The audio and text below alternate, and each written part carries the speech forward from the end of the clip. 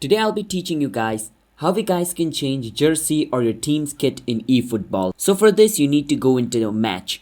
So I'm going to click on match at the bottom left corner. After you click on match, so I'm going to play a trial match, but you can play event or friend match, doesn't matter. The steps are same. Once you go inside the match, so I'm going to select a random team, but you can select whichever team you want, alright?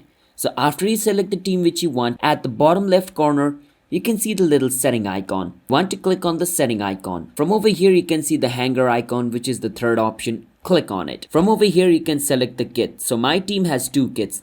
So whichever kit has the tick mark, at the bottom right corner of it, means that is the kit that is going to be used. So I'm going to go for a white mount. After you select the kit, click on back, and then what you want to do is click on next and start playing the match using the kit which you chose. That is how you guys can change jersey or your kit in eFootball. So if you guys found our video helpful, then hit the subscribe to our channel one step for future videos like this. I'll see you guys next time. Until then, bye bye and have a nice day.